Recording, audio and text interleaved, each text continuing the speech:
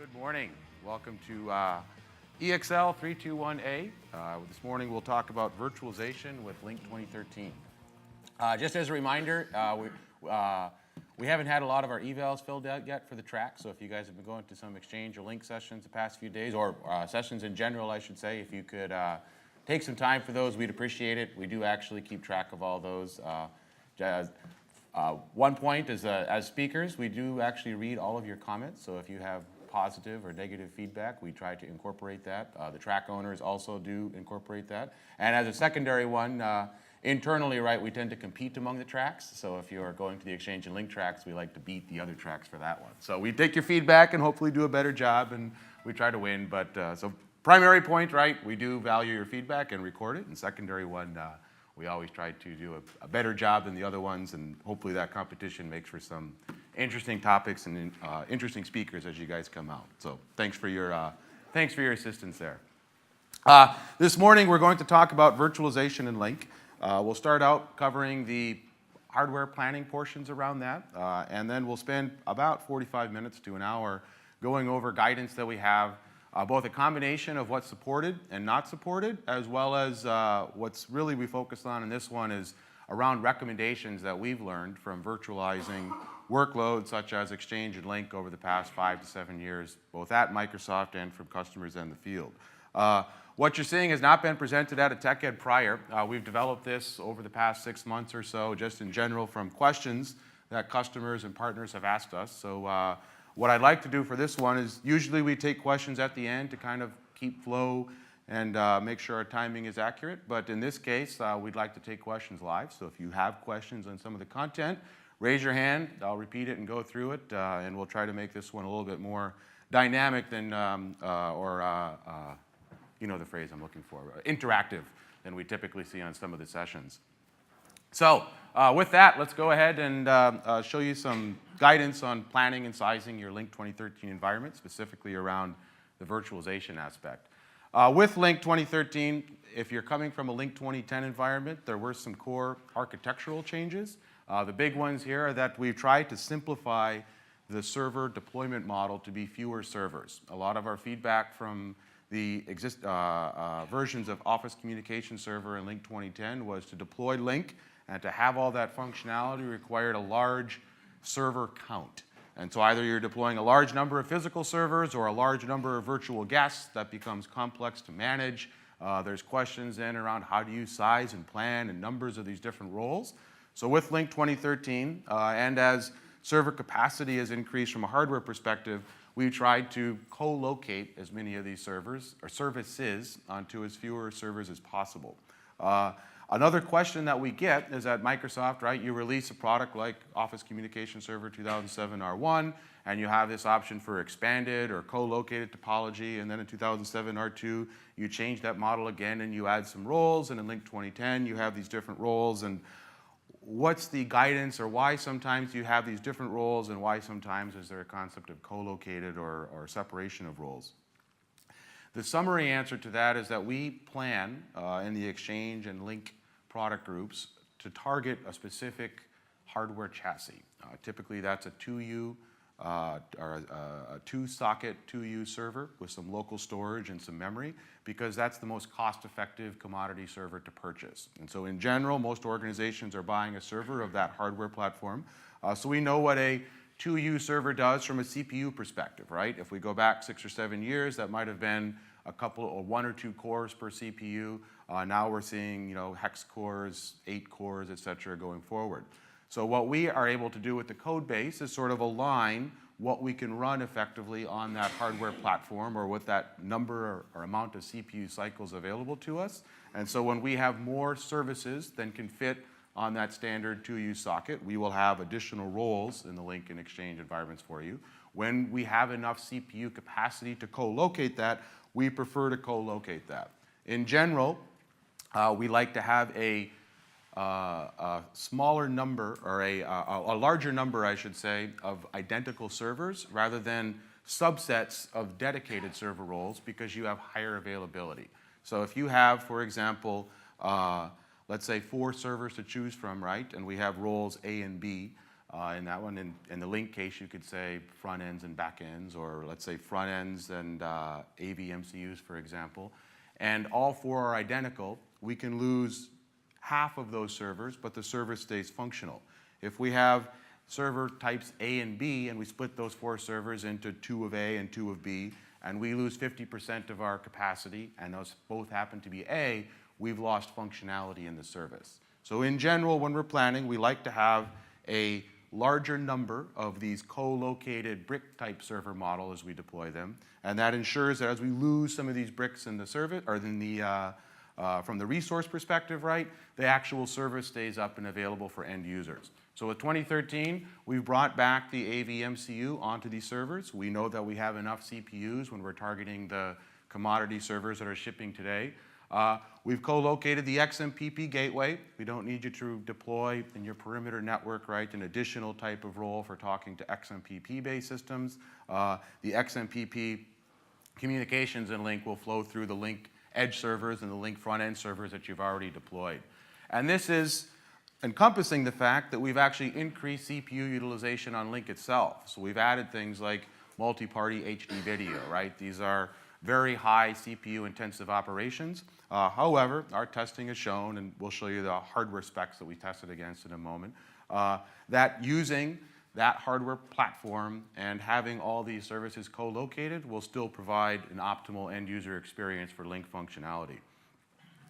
From a back-end perspective, previous versions of Lync, so Lync 2010, OCS 2007, R2, and prior, did a lot of work leveraging SQL to do the management and storage and repository of functionality for user services in Lync. So if we had our contact lists and presence, for example, that was all flowing from the status that was being stored back in SQL. What this means is that that SQL backend repository is a single point of failure, right? And so we had options such as SQL clustering in the past. With Lync 2013, we tend to recommend, or we recommend SQL mirroring. We recently changed our support stance to now include SQL clustering again. But in general, we prefer mirroring because you have two independent copies of SQL, right? If the storage and SQL box fail on one side, the other copy is available and is up and running. However, what we want to do also is de-emphasize that reliance on a single point of failure. So we're moving a lot of the functionality that required SQL onto the front ends itself. All Lync servers have a copy of the central management store stored in SQL Express.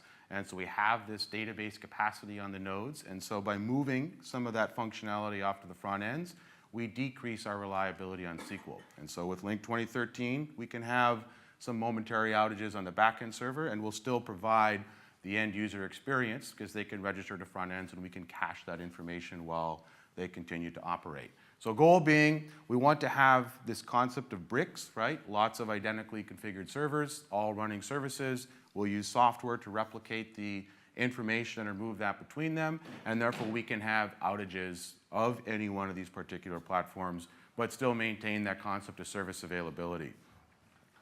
Scalability-wise, we've increased the scalability from the front-end server perspective from an enterprise edition. We're up to about 6,500 users per front-end in an enterprise edition pool. From a standard edition, though, that's decreased from the 5,000 down to about 2,500. And that's due essentially to running more services on that front-end server and specifically moving some of those back-end SQL services onto the front end itself. And so having that higher utilization on those reduces the overall count of end users that we can retain on that. One of the other recommendation items we have around enterprise edition pools is around this concept of the Windows fabric and how the quorum model works there. Due to that, we tend to recommend that you have at least 3 enterprise edition front-end servers in any pool to maintain quorum. We support 1 or 2 enterprise edition front-end servers in the pool, but for optimal availability purposes, the minimum number essentially on front-end pools now is up to 3 servers. So knowing that there's this background of, yes, we've expanded out the number of servers that are required, or number of roles that are required, and then we tried to bring those back in as the hardware catches up with the user demands, right? Let's take a look at how we then would deploy, oops, I'm going backwards here, how we would deploy Lync in an organization like this. We do have the hardware specifications listed out on TechNet. I put them here in the slides for summary purposes, but it's also to highlight this concept of 2 sockets, right? 2 CPU sockets. Typically, we're saying a hex core CPU or higher is what we're using as our base sizing for that user model that we defined out on TechNet. So if you're using the user model of all functionality, right? Instant messaging, conferencing, audio and video conferencing, and some percentage of those being HD quality ones, using these server platforms, you will be able to get to the numbers supported that we're providing outside in our guidance. So same concept, right? A little bit higher capacity there for the back-end server roles, for our director monitoring, archiving, and edge servers. We've reduced that a little bit. Now we're at 2 gigahertz, right? And we can go down to a 2 quad-core or 2 dual-core servers on that versus the hex-core requirements for the front-end servers and back-end servers. So knowing what our server physical capacity ones are, the first question that people typically have is, how do we size this for a virtual environment? And they typically want to go into, I'm going to have a guest that's going to be sized, and so I need to plan for the guest sizing. Our recommendations is that when you're doing virtualization or sizing for virtualization, you size the virtual guest exactly the same as you would size for physical, because we don't have, Lync is not aware that it's going to be running virtual or physical, and so it's asking for some amount of CPU, some amount of RAM, some amount of NIC, and some amount of storage. So we have guidance for you on the physical side of how to extrapolate a user model in Lync towards one of those models. When you size for virtual, you'd use that same process, come up with your CPU, memory, NIC, and storage, and then add those up, add the overhead for your hypervisor, and now you know what your physical box needs to be able to do to host that services. This has been a point of confusion both inside and outside for a lot of organizations in terms of how to plan. There is no magic on sizing the guests, right? You take our sizing guidance for physical, size that for your guest virtual, and then add in the overhead for the hypervisor itself. For your hypervisor overhead, the question there is what % that is, right? As a rule of thumb, we typically say 10%. We'll have some more guidance as we kind of walk through later in the deck. But it's going to vary based on who you're using for a hypervisor vendor and what specific physical hardware platform you're using. There are certain hardware platforms that are now tuned for virtualization itself and can reduce this hypervisor overhead to the 5–6% range. There are other hardware platforms and other combinations of hypervisors, right, that might make that as high as 10 or 11%. And so in general, you're going to see a range of what that hypervisor overhead is, and you'll add that in addition to all the guests that you have on a specific physical server when you're planning for your overall server capacity. So in what we say here, right, is contact your hypervisor vendor. They will give you explicit guidance. If you ask our Hyper-V folks, we can tell you what the overhead is for a specific hardware platform. If you ask the common third-party vendors, they'll be able to give you the same guidance. Sometimes you have to push them for that. They don't always like to mention that their hypervisor actually does take up some CPU, memory, network, et cetera, right? But in general, they will give you that if you ask the question and say you need it for your planning purposes. From a infrastructure perspective, when you're deploying Lync, we do support Lync on Windows 7, Windows 2008 R2, and Windows Server 2012. There are some functional requirements, right, from an Active Directory and a core components level. Active Directory needs to be at Windows Server 2003 or later. That's typically not an issue. It's been a long time since I've seen an org that's has a domain or forest functional level that's pre-2003. But we do also support you all the way up through Windows Server 2012 from a domain and forest functional level perspective. We mentioned if you're aware, right, in Lync 2010, we introduced the concept of DNS load balancing, which is not to be confused with DNS round robin. This is a way that Lync clients can use to gather the number of servers in a pool and then randomly choose per client level the sequence or order of servers to talk to. This is correct from the SIP perspective and registration perspective, but the clients also use Lync Web Services to talk to those front-end servers. We will automatically do load balancing among the servers in the pool from the SIP perspective, but we do not automatically do load balancing from the HTTP or HTTPS perspective. So when we deploy pools of servers, we do recommend a hardware load balancer for the web services aspect, but from the client registration and the client SIP perspective, we'll have automatic load balancing there via the DNS load balancing capability. This is the same process for Lync 2010 as for Lync 2013, so no changes there. We do have a link right for you if you're looking for the list of hardware load balancers that have provided guidance around Lync. There's a link there on TechNet for you to go out and take a look at that. There are also the common hardware load balancer vendors all by now have provided software equivalents. So you can run a virtual machine with the load balancing functionality from Hyper-V, from F5, for example, right, or NetScaler, and have that actually run in a VM versus run as a dedicated physical appliance. So let's get a little bit more specific on the virtualization aspect itself. We support all workloads in Lync 2013 to be virtualized. So in the past, we had some issues around some of the codecs, specifically the voice and video codecs. If we go back 4 or 5 years ago, most hypervisors did not have a way to prioritize traffic and allow that prioritized traffic at the network interface to rapidly get CPU attention or processor time. As a result, when we virtualized earlier versions of Lync, or of OCS, for example, on these earlier hypervisors, we would see staccato audio or drop packets and sort of a degraded audio or video experience. Since this time period, right, especially over the last several years, all modern hypervisors have the capacity of ensuring that the processor is going to get priority time for priority traffic hitting a network interface, and so we don't have this issue with audio and video that we had in the past. As a result, it doesn't matter if you're virtualizing Lync to do IM and presence, voice, web conferencing, or video, all the functionality is supported. So whether you're deploying the Lync front-end servers, edge roles, right, persistent chat, or SQL, we fully support all those roles to be virtualized. From a hypervisor perspective, we support Windows 2008 R2 or later.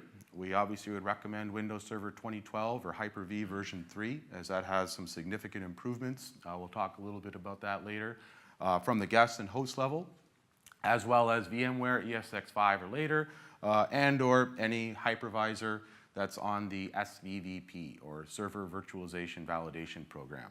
The SVVP is essentially the hardware compatibility list for hypervisors, right? So if we buy a server from a vendor that has 2, 3, or 4 letters in their name, we know that Windows is going to work on that server because Microsoft has an established support framework with all the hardware vendors. Those vendors submit their hardware. We go through testing in the hardware compatibility list. If there's a bug in the BIOS or firmware or drivers, we can work with that vendor behind the scenes to escalate and prioritize that and get that resolved. When hypervisors first started shipping, we now have a software shim between that hardware, the approved hardware list, right, and Windows itself.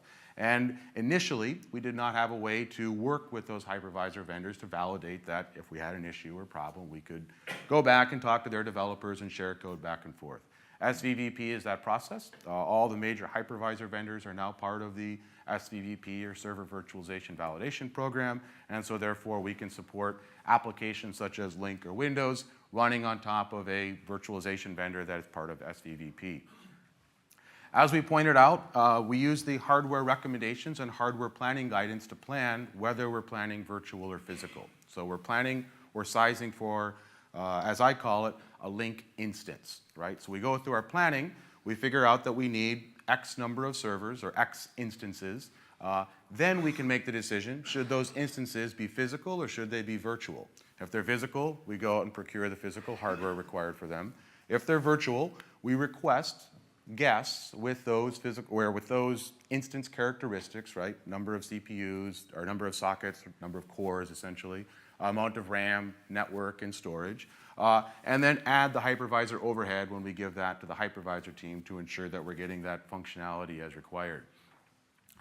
If we do deploy on Windows Server 2012 Hyper-V version 3, we've removed a lot of the barriers that we had logically in Windows Server 2008. So now we have support for very large number of cores. I think is it 64 is the core count now in Hyper-V version 3, right? So we don't have sizing guidance even for you for Lync for 64 cores. You could probably run quite a number of users on a machine that had that effective equivalent. But the big change, right, is we no longer have the 4 core count limit.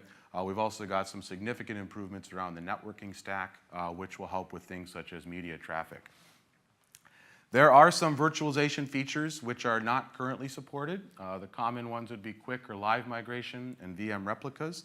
The rationale behind that is that Lync, in both the standard edition and enterprise edition capacity, has a failover mechanism built in. And so when we look at front-end servers in the enterprise pool, clients are going to attach to one of those servers either via DNS load balancing or a hardware load balancer. And we're also going to do some dynamic provisioning of things such as conferences, right? So Lync servers are going to look at the number of servers in a pool and are going to dynamically instantiate conferences on the next available to sort of load balance out the load between user traffic that's going to occur on those pools. If we start looking at things such as quick and live migration and the concept of a real-time codec, what we have is an interruption in service when that device or that server is being migrated from one to another. And as a result, conferences or any sort of real-time communications go on hold or on pause during that, and we have a degraded user experience. So we haven't submitted those through testing for the quick live migration or VM replica due to the preference from Microsoft to have the Lync capabilities for failover being leveraged versus the hypervisor or host capabilities for failover. One that is in process of being tested is dynamic memory. We see organizations turning on dynamic memory a lot now. On the Exchange side, we don't recommend this as with Exchange, we leverage all available memory to reduce the amount of I/O being required. From the Lync side, we're currently undergoing testing to validate whether or not we can say we support dynamic memory being turned on, and if so, some additional guidance of what your tolerances or thresholds might be within that area. Additionally, we've added virtualization support in the Lync 2013 planning tool. How many people here have not seen the Lync 2010 or the Lync 2013 planning tool? Awesome. So the planning tool is useful from a firewall, namespace, server count perspective. It tends to estimate conservatively based on the numbers and sizing. So when you walk through the planning tool, expect that it's probably going to be slightly over-provisioned because every time we have a choice, right, we fall on the caution side. And so if you add that up 5 or 10 times throughout the planning tool process or the decisions that you're making, you end up getting a lot of buffer or overhead. So as you take the planning tool output, you'll probably want to revalidate going through the TechNet sizing exercises to ensure that your server counts are required. You might be 1 or 2 servers over-provisioned from the planning tool. However, what it's very useful for is going in and providing your names and IP addresses for the server instances that you have. The planning tool does an excellent job of providing all of your firewall requirements from the perimeter network side, as well as load balancing, certificate names, DNS registrations, and other aspects. So from the DNS, certificate, and firewall planning exercises, the planning tool does an excellent job. From a sizing perspective, if you like to be extra conservative and safe, it will give you some excellent numbers. If you want to be a little bit more cost efficient, right, you might want to revisit the output there to determine if the multiple safe choices that we made during the decision process there leads to the actual numbers that you need from a capacity perspective. The other piece around virtualization is, I started the session and we instantly assume when we talk about virtualization, we're talking about server virtualization, right? Server virtualization is the one we're most familiar with. This is where we can have multiple guests running on a single physical box, or maybe multiple physical boxes if we've got a cluster in our hypervisor environment, but essentially enabling multiple workloads or multiple guests on a single specific or physical server. However, there are some other virtualization aspects or discussions to have as well. The other ones relevant to Lync, right, would be the concept of application, session, and VDI. Application virtualization is where we can take the application and stream it out to user desktops. So from a Microsoft perspective, we bought the AppV technology. If you're deploying an application with AppV, we're streaming the application out to the desktop versus installing it locally with an MSI. In the past, almost all of our software was installed via that concept of an MSI and a distribution software mechanisms such as System Center. However, we've received a lot of feedback from organizations that that's a time-consuming, there's a lot of overhead, there's patches and updates that have to be applied, and it takes a significant amount of time for an organization to deploy that way. We have seen, both from Microsoft and some third parties, right, the concept of application virtualization. And from a Microsoft Office 365 perspective, we're leveraging application virtualization for Office 2013. So we've seen this as an easier way, right? We can push out or stream the copy of Office to your desktops. And when we provide patches or updates, we do that centrally, and those updates will automatically flow to individual clients themselves. We do support the Lync client via the application virtualization method. So if you license Office 2013 from Office 365, right, that can include the Lync client. Or you could deploy the Lync client yourself leveraging application virtualization. The other two ones are how you virtualize at the client level. There's sort of two aspects or two themes around that. One is called session virtualization. This is the classic terminal services scenario. So you have a terminal server, you have software such as Office or Lync installed on that terminal server, and users will remote in, right, and run a session, which is dynamic, loaded live, and then closed down when they log off. That allows them to run the software that you've installed in that session itself. With that, we do support some capabilities in Lync. We'll kind of walk through what those are. The other client virtualization method is called VDI, or virtualized desktop. In a virtualized desktop, a user has a desktop environment cached or stored on the server itself, right? So when they log in, they have their own unique instance. Software that's installed in that VDI environment is not necessarily installed in the next user's VDI environment, right? So it's different from the concept of session, because instead of installing Office once on the terminal server, you would be installing Office uniquely inside of each VDI environment. And so there's two ways to sort of virtualize at the client perspective. The concept of session virtualization and VDI differentiate between those. All right, so the next couple slides talk about the pros and cons of virtualization. And we could summarize it as this. If you say, Andrew, or if you ask someone at Microsoft, should I virtualize my environment? We don't have a simple yes or no answer, right? There's advantages and disadvantages to both approaches. So from a benefit side, there are some obvious benefits. I don't think, I won't even ask the question. My assumption here is that everyone in the room has some level of virtualization inside of their organization. Virtualization effectively allows you to have more resources running on less hardware, right? So you're able to share resources in the environment. Therefore, you're able to reduce your physical or capital spend to run your organization. It's very rare these days to come across an organization that has expanding budgets. Most organizations have less money to spend each year, but have more demands placed on the organization, right? So increase the level of service, but reduce the level of spend. Virtualization has effectively enabled that over the last several years for the typical organization.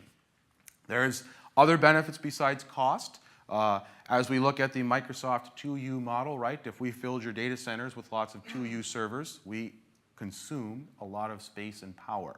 The same vendors that are selling you a 2U server can probably sell you a 4 or 5U server that might have 64 cores in it, a terabyte of RAM, and can run lots of different VMs, but takes up the space of 2 or 3 of these 2U servers, right? So from a data center footprint perspective, doing server virtualization allows you to reduce the number of physical chassis, therefore reducing your power, cooling, lease costs, floor costs, et cetera, on side of that.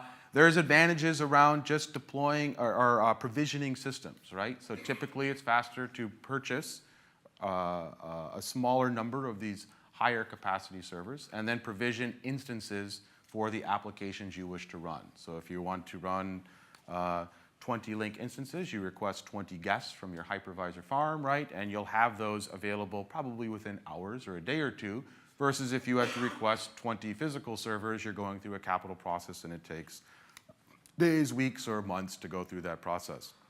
And there's some portability, right? So if you deploy your environment virtualized in these guest formats, you can port them to different hardware chassis as your servers come off lease or are retired from a capital or support perspective. So easy portability means you can just copy those VHD files or your equivalent, right, depending on your hypervisor platform, and you'll have or migrate to a different hardware platform without having to do installs, reinstalls, and moving users.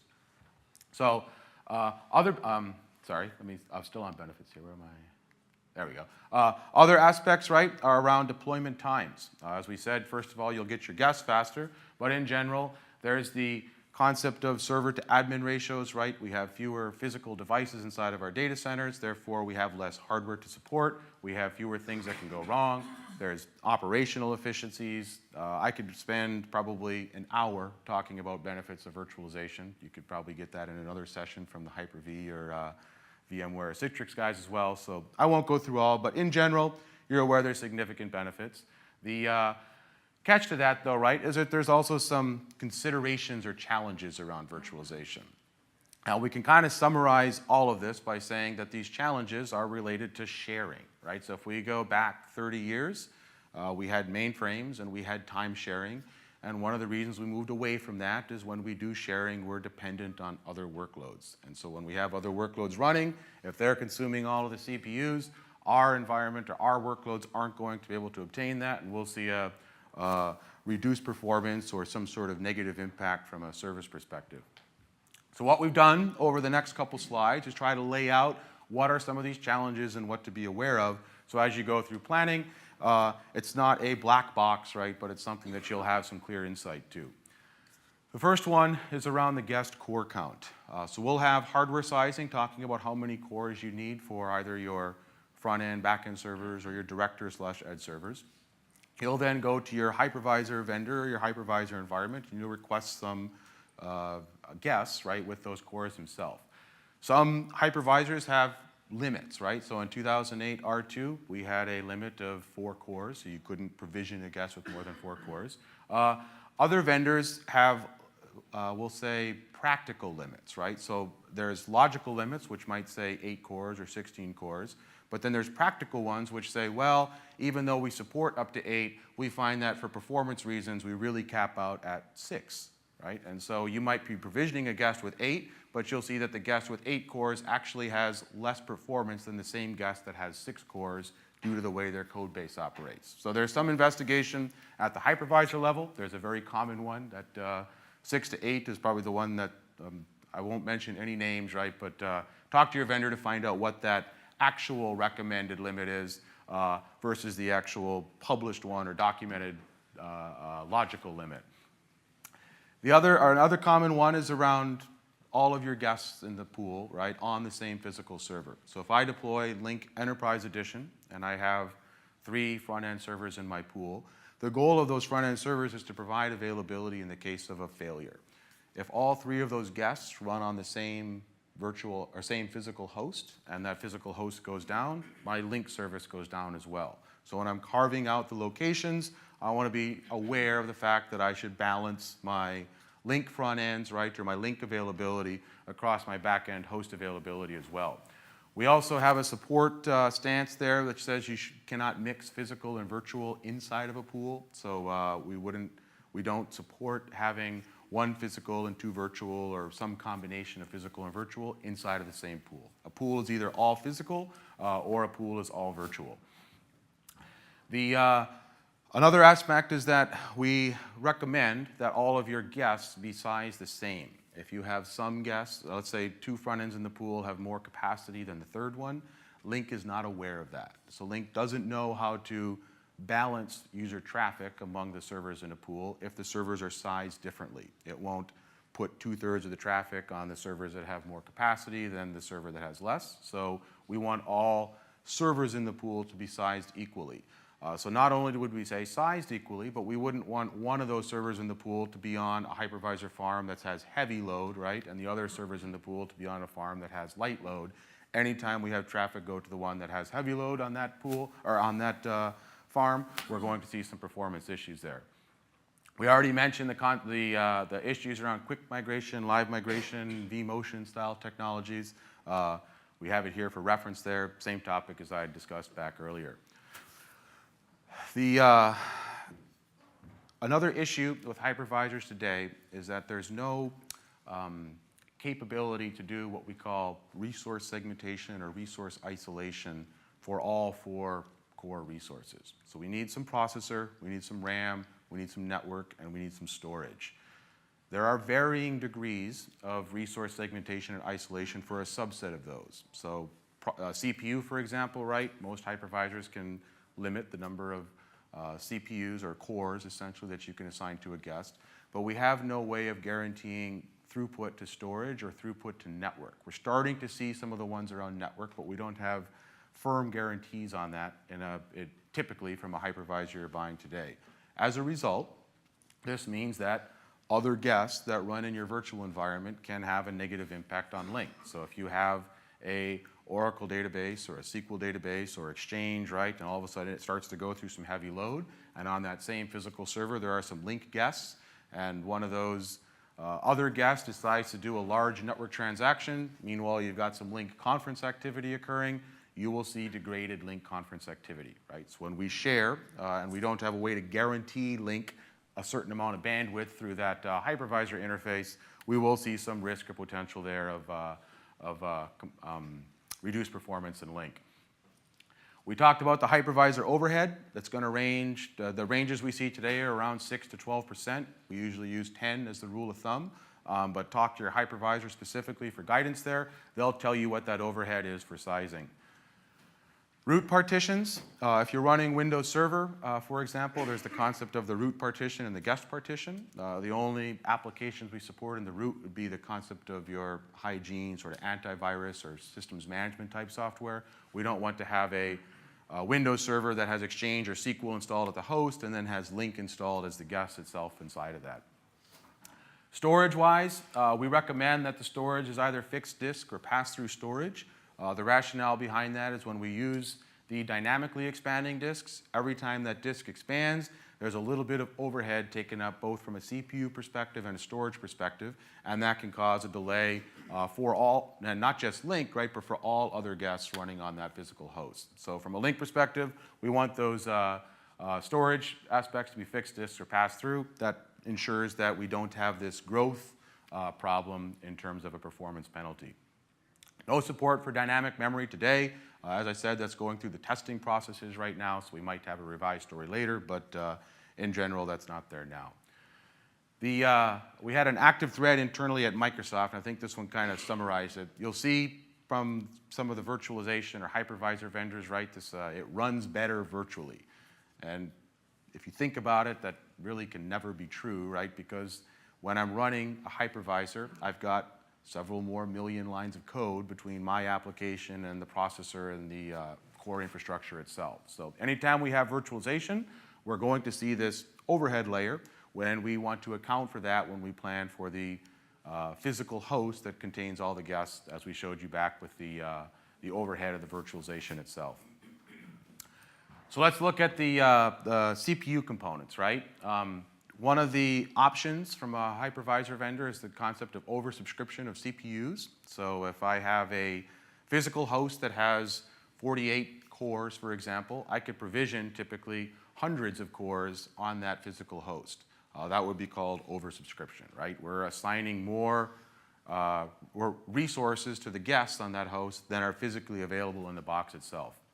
For Lync, right, we want to make sure that we're not oversubscribed, so we want to look at all of the guests on that host itself and ensure that we have enough CPU capacity for all those guests, plus some CPU capacity for the hypervisor itself. So if we've got 24 cores on the host, right, we shouldn't have more than around 21 or 22 cores assigned to all the guests. That ensures we have appropriate CPU capacity from the Lync environment itself. We talked a little bit about this earlier. Placement of guests, we want those to be distributed as well. We should be able to take out any of your physical hosts at any point in time, but not take down an entire Lync pool, right, if we're using the Enterprise Edition front-end pool model. That ensures that we can have both routine maintenance as well as unexpected hardware outages. Those are still the most likely cause of a failure or outage in an environment. Hardware is We treat as a commodity from the Microsoft perspective. We expect you to have disk failures, chassis failures, motherboard failures. We expect you to be patching once a week, right? All of those require some outage, and we have designed software such as Lync to ensure that when you have a random outage or a planned outage in the organization, the service itself stays healthy by ensuring users fail over to another available node. If all of your Lync nodes are running on the same hypervisor host, we're not going to have that availability come through. This statement kind of summarizes the risk of virtualization, right? So with Lync, we've got these real-time workloads, audio, video, conferencing, right? That require real-time access to processor, memory, network, and storage. If these components are shared and Lync does not have access to that when it needs it, you will see degraded experience. Could be, and been on calls where it sounds like that, right? So people, end users will notice that right away. They'll call you. They'll say Lync is having a problem. Was it Lync? It's hard to say, right? Lync is, if we go back in time, like 10 years ago, I used to make the joke in organizations that Exchange was the world's best network analyzer. If you had a problem on your network somewhere, right, people would call the help desk immediately because they couldn't get their mail, especially the days before cached mode, right? Before there was cached mode, if you lost connectivity to the server, you couldn't get to your calendar, you couldn't get to your mail, they alerted you very rapidly. Since then, Lync has surpassed that, right? Mail is not real time. If you have a telephone call or a conference, just the slightest interruption in service from a network perspective causes a very noticeable end user experience. If you deploy Lync, you'll be spending quite a bit of time doing troubleshooting at the network layer. This includes your cabled devices, right? So your switches and routers and your WAN or MPLS providers. This also includes wireless, right? We're seeing a lot of activity and discussion around how do we optimize for wireless. Our point being, if you're designing Lync and deploying it to be your PBX replacement or your phone type solution, you'll spend quite a bit of time troubleshooting on the network side. If you add in an improperly sized or planned virtual environment, you're also going to spend quite a bit of time planning and troubleshooting on the virtualization side, right? In this scenario, you will deploy Lync on this hypervisor farm. The hypervisor farm folks will tell you that you've got 8 cores and 12 gigs of RAM and everything that you requested. What they probably won't tell you is that they've oversubscribed CPU, they're using dynamic memory, right? They've turned on some of these additional sharing aspects. And when there's a performance problem, you'll get the report after the fact. You'll go to the hypervisor folks, they're gonna launch perfmon, they go, oh, look, the farm is running fine.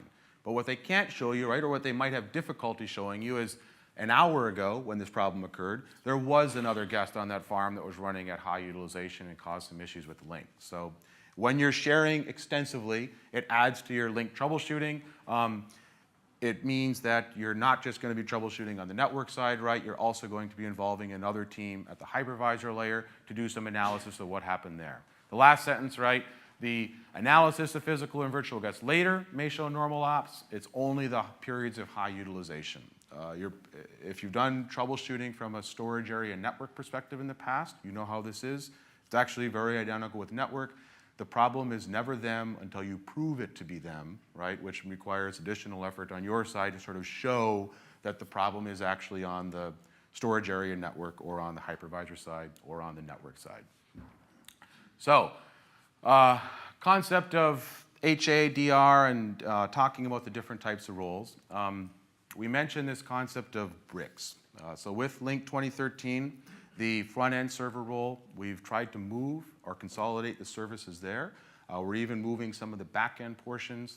We've covered that in some of the architecture ones prior, to optimize or to improve essentially the failover experience when we lose any specific node, right? We want you to have a simpler deployment method where the servers are close, if not identical, and so you can lose any one of those at any given point in time, but still not lose it. From a back-end perspective, our recommendation is SQL mirroring. We had a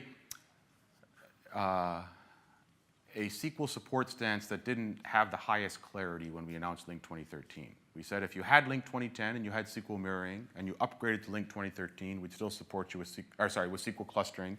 We'd still support you with clustering. But if you deployed a new instance of Lync 2013, we didn't support SQL clustering, right? So it's kind of, well, what if I deploy Lync 2010 and then go to Lync 2013? It was an approach that needed some clarity. We came back and said we support SQL clustering for Lync 2013. The support stance there was never something that there was a problem with clustering. It's really around us trying to move people away from anything that has a single point of failure. If we rely on SQL clustering, there's a single point of failure at storage. If that storage becomes unavailable, the entire pool is unavailable. If you use SQL mirroring, we have two unique independent copies. We can have a failure of either node in the mirror, right? But that's not going to affect Lync because the other node in the mirror will handle the operation. So we support both mirroring and clustering now. We recommend mirroring from an availability perspective. And those can be virtualized, right? We're not requiring those to be physical at the Lync perspective. And then finally, from a pool perspective, we've also done some amazing work from a pool failover. And we're going to talk a little bit more about this one on the front-end characteristics around that, right, of whether you should deploy Standard Edition or Enterprise Edition from a pool capacity. And when we're talking about pools, right, we can have one pool that's physical and one pool that's virtual. It's inside of the pool that we require all nodes or all members to be the same. So let's talk a little bit more about the network side from hypervisors. Hypervisors have also, as I mentioned, done a lot of work around virtualizing network components and giving you some options from the guest layer of what can be done there. I'm going to be listing typically the Windows Server names or what we name the technology, right? You might have to translate that to your third-party hypervisor component. But we have components such as SRV-IO that allows the guests to have near-native access to the network interface. And this is especially relevant when we're talking about things such as real-time codecs. It means that we just have less code base, right, between when a packet hits that network interface and when that packet gets some CPU time. So we definitely recommend that because Lync is very, very reliant on the network. We want there to be as minimal overhead or buffer between packets hitting that network interface and getting that CPU time that they need. Hyper-V also has this third-party extensible switch that allows some filtering, capturing, and forwarding extensions. In this case, we should not leverage that, and I'm looking at that. I don't know why the recommend column set to yes there. Let's fix that. I don't, no matter how many times we look at these, there's always one that misses your attention. I apologize for that. So the extensible switch, we do not recommend that because if we are adding the extensible switch, right, we're essentially contradicting what we have in SRV-IO, which is minimizing the amount of code that that packet has to transverse before it gets that CPU time. There is something called VM queuing. There are specific Intel and Broadcom chipsets where that's possible. We do recommend that. That essentially also is one of the optimizations that's going to decrease the time for those packets to get the CPU time. Offloading, the VM chimney or TCP offload, we did see a lot of issues when these were first introduced a few years ago. However, this has been largely addressed by Windows Server 2012. So if we're on an older version of Windows Server, we typically would recommend that the VM chimney capabilities were turned off. However, with Windows Server 2012, we have modified our guidance on that one. Why did my clicker fail? Come on. It's thinking. So here's our additional guidance there, right? So not supported with the software-based NIC teaming. If you want to see the status of that, here's the net sh commands, which will give you additional guidance on the VM queuing or the chimney offload, right, with the teaming capabilities. If you have a third-party hypervisor, we recommend following their guidance. The principle from the Lync perspective, right, is to try to minimize any additional network interaction filters or throughputs in that virtual switch. We want the network packets from when it hits the network card to get CPU time to be as rapid as possible. So if there's a functionality or feature in your hypervisor that enables or reduces that transversal time, we want that turned on. If there's a feature that adds some filters or policies or something else, right, we want that turned off because that's going to potentially degrade the Lync experience. And now I've got a clicker that seems to have stopped. All right. IPsec, there are certain NICs, right, that support IPsec offload that can take that load from the CPU and actually run the IPsec analysis on the NIC itself. We say yes. That's assuming, right, that the NIC has the capacity or the capability to handle that IPsec type traffic. As I mentioned, some of the hypervisors are starting to put into place this sort of resource segmentation, resource isolation, right? So here in Hyper-V, there's the QoS minimum bandwidth. We call it fair share, which ensures that a guest has a minimum amount of network bandwidth. We definitely want this because obviously that's going to ensure that if other guests start to consume high network activity, right, the hypervisor is going to guarantee, or guarantee is a strong word, going to prioritize or determine that the Lync traffic still is going to have a minimum amount of bandwidth to ensure it's going through. 1 gig NICs and 10 gig NICs, we've got some more guidance around this one, but in this case, when possible, we do like to go to 10 gig NICs. The big one here is around application sharing. I had some questions in some of the other, or posts on some of the other Lync sessions that we've had around, are there any optimizations for app sharing with Lync 2013? Our app sharing and desktop sharing is using RDP as the core protocol, which means that we're reliant on the desktop resolution and pixel depth. What you may have noticed, right, is that there's a lot of, or a larger number of laptops, and especially desktops now, that have some extremely high resolutions, right? So we're saying it's not uncommon to see 2500 by 1600 or multiple monitor support on these. What this means is when you send that screen of pixels right across the network, there's a very bursty initial send of that. And if it's just a static screen, such as a slide like this, there's a burst followed by very minimal packet activity on the network. But that burst can be intense. And so if we have large numbers of application sharing or desktop sharing sessions, and it's in a conference, the server's responsible for that. We need that capacity to be able to absorb those bursts.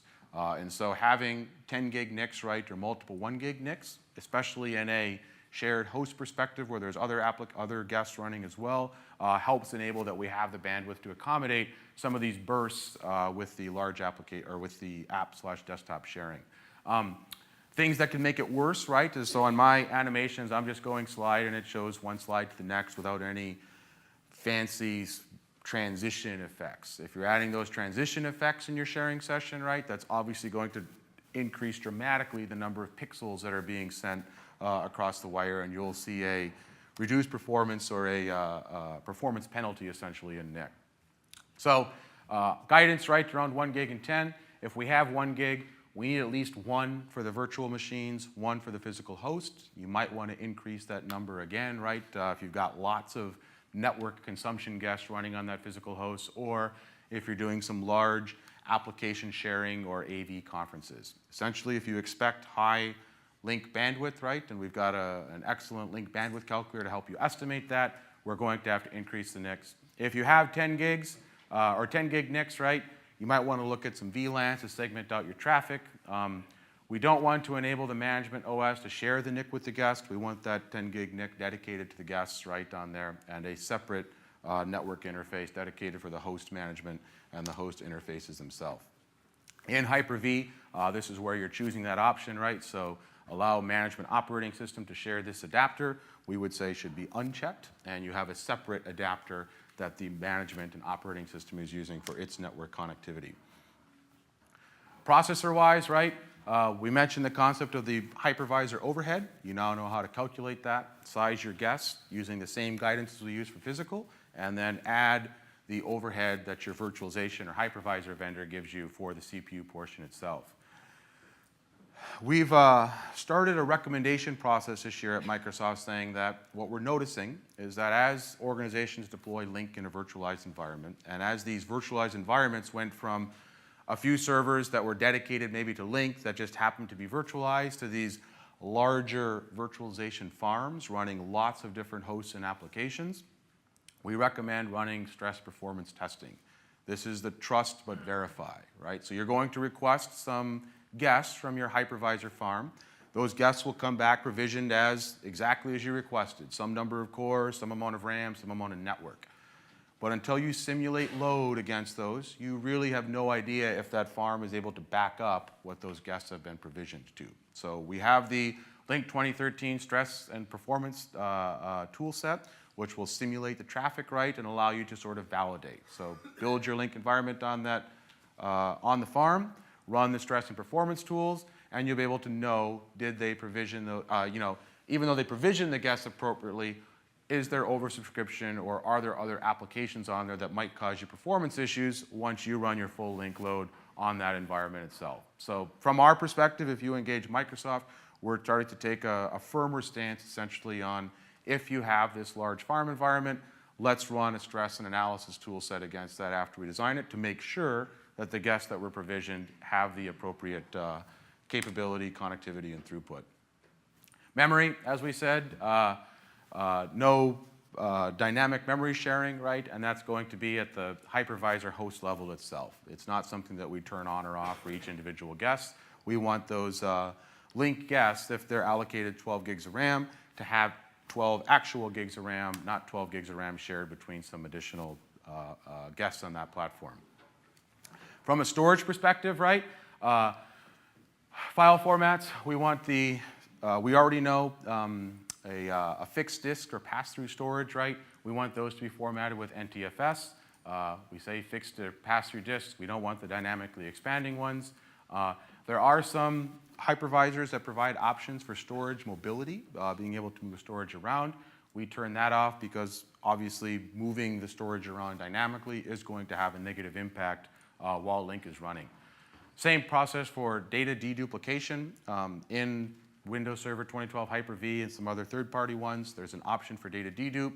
That takes an overhead both at the storage perspective and at the CPU perspective, therefore meaning you'll have a degraded Lync experience such as conferencing or audio. So we don't have heavy storage requirements in Lync in the first place, so we don't see a significant benefit, but we would see a potential user experience degradation right when we see that.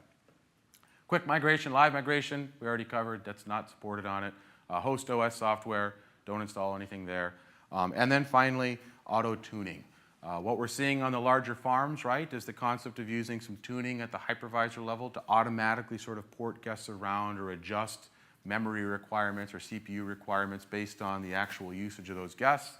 We want those turned off because we've sized Lync for a certain hardware or physical capacity, and we want it to run at that level. This brings up, I meant to bring this up earlier as we talked about sizing and this concept of the 2-socket, 8-core server chassis. When we give you our sizing guidance, that guidance takes a user model. We've showed you there's a defined user model on TechNet that says here's the percentage of users in an IM conversation, users in a conference, having audio call, having video call, users having some sort of web conferencing. If you take that, if your users fall in that ratio, right, and you have that a certain number of users, we will target each front-end server in that platform when we talk about the 6,500 users per front-end server for enterprise or 2,500 front-end users for physical or for standard, to run at about 70% utilization, right? So we are using that extra 30% because at times you will deviate from that normal user model and you'll have a couple of extra conferences, or you'll have a conference that has HD, some conferences that have HD video, or you'll see a burst as a screen sharing request has a high pixel count. So when we size, we don't size Lync to run at 90% of your CPU. We size Lync to run at 70, and we keep that other 30% to account for spikes in traffic.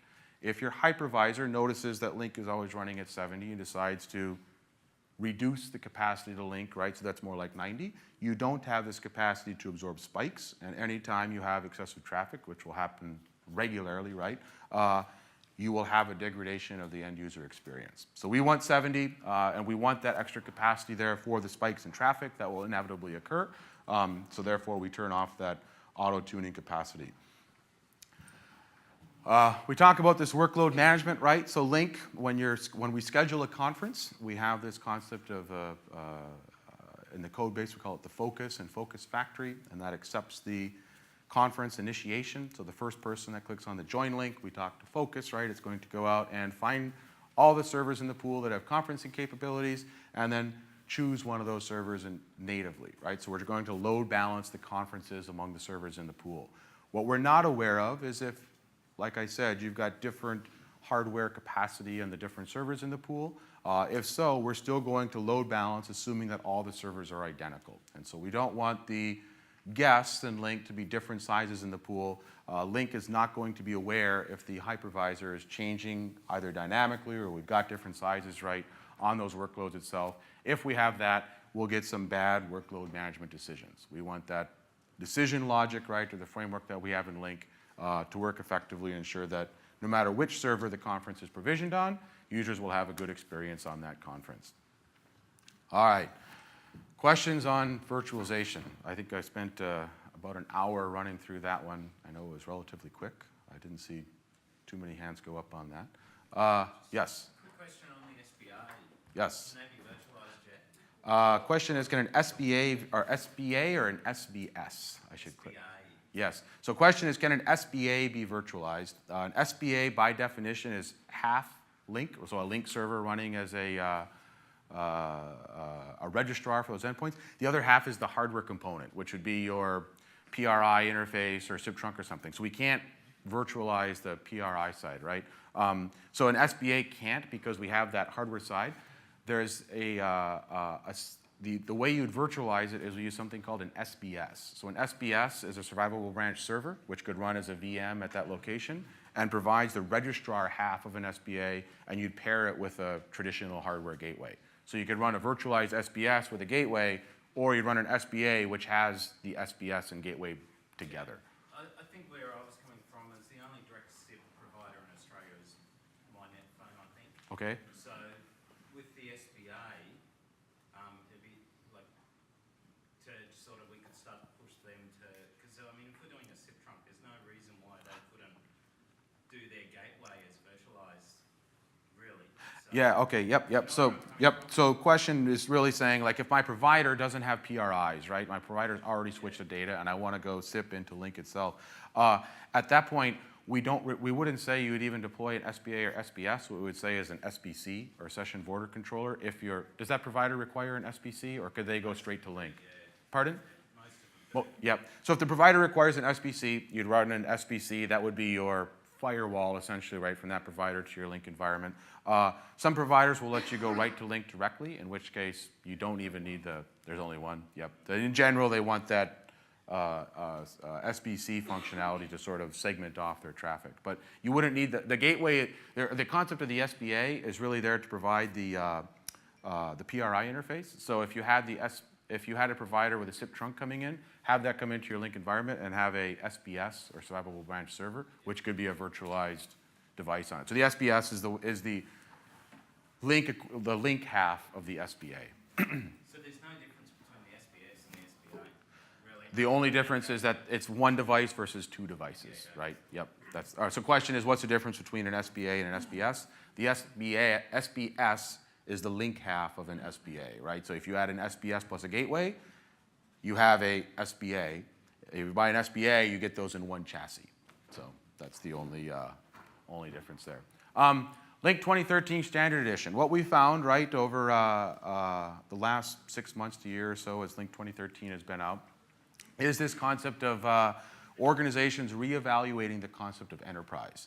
And so as we look at physical and virtual, right, and we'll show you a slide next to talk about some of the server counts, we're seeing more of an option of let's just deploy standard edition pools for all of our users and pair them, right? Because a paired standard edition pool now comes very close to providing the level of availability that an enterprise edition pool does without having the SQL backend and some of the other infrastructure required around it.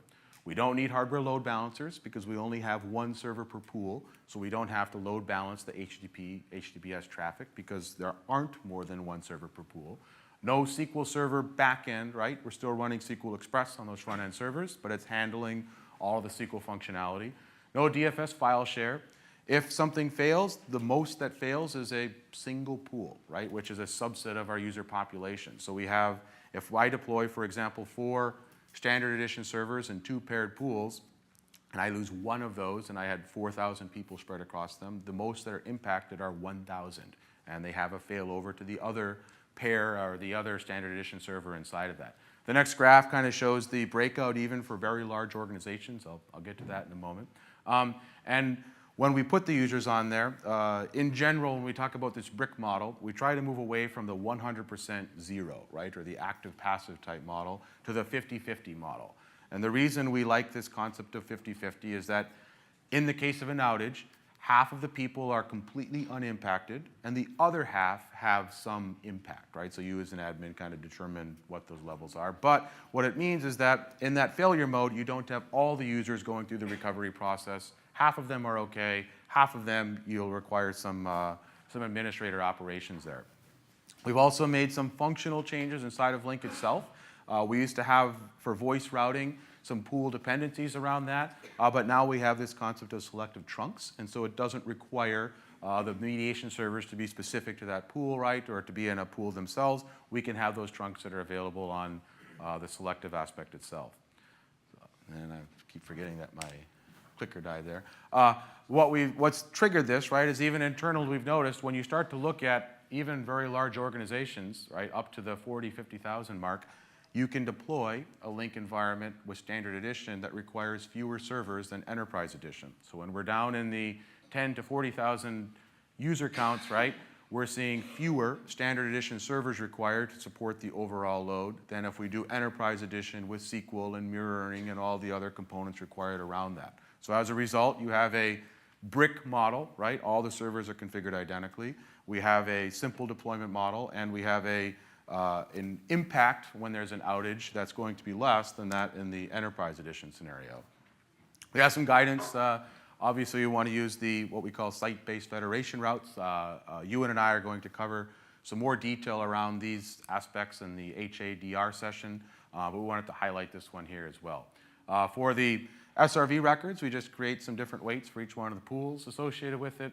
We do need an external web farm FQDN for each one, and a wildcard certificate on reverse proxy makes it easier to add or remove those pools internally. Caveats to that, right, is you will have a increased RTO, RPO time. That is because there is some administrator intervention required, as we'll talk to.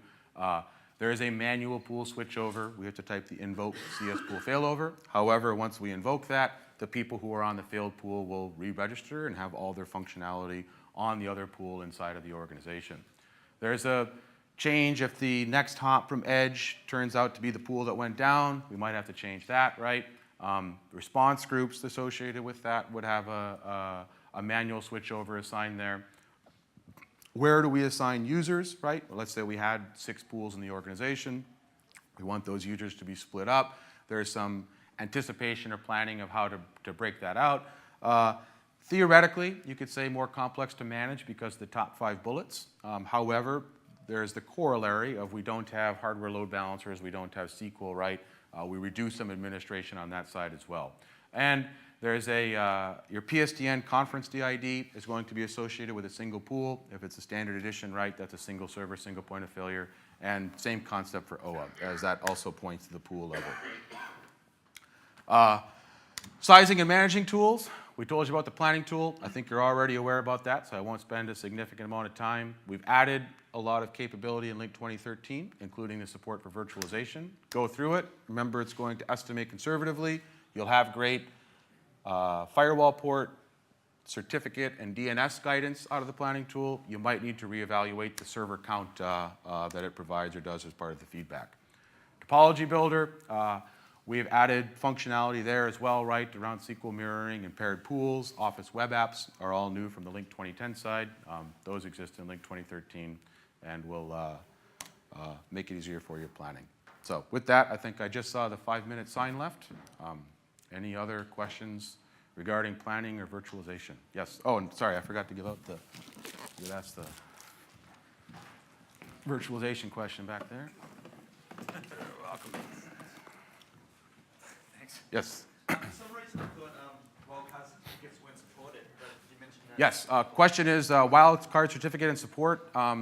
There was a period of time where we didn't have a support stance around wildcard certificates, but we do support wildcard certs on edge or reverse proxy solutions with Lync. There's the support stance comes to, if we go back far enough, there were some mobile devices that had issues with wildcard certificates. That essentially by now has been cleared up, right? So current shipping mobile device OSs are aware of the concept of wildcard certificates, but if you have some older mobile devices, you might see some issues. Okay, thank you. You're welcome. Did we need to see issues with having a persistent chat server virtual guest co-located with the VM that's already framed? Yes, the question is, any issues with having a persistent chat server on the same physical host as a front-end server? Not if you follow the guidance of sizing each guest and then adding the hypervisor overhead, right? So as long as you do that, you will run your virtual environment identical to a physical environment, right? Because we're ensuring at that point that we have enough resources. Whenever the areas where we see resource contention and virtualization is where we oversubscribe CPU or we oversubscribe memory, and now the guests don't have the actual physical underlying resources that they need when they need it during a conference or some other aspect. So as long as you're sizing properly, you will see the same performance in a virtual Lync environment as a physical Lync environment. Question? SQL which versions of SQL compatible with Lync 2013? Up through SQL 2012. And question is which SQL backend versions are supported with Lync 2013? I'd have to look to confirm, but off the top of my head, it's SQL 2008 R2, SQL 2012, and I believe we're in testing support right now for SQL 2012 R2. So that's not on there, but would be coming expected to be coming, I should say. There could be a problem we wouldn't, but I'm assuming that testing will come through as okay. Would that then support SQL always on? Yeah, so the question is around SQL always on. I don't have a comment on that right now. That question has come up a lot, and I should have put it on the slide or on the deck as we're working on it. I don't know what the answer will be. All right. Well, thank you all. Thanks again. Appreciate your time.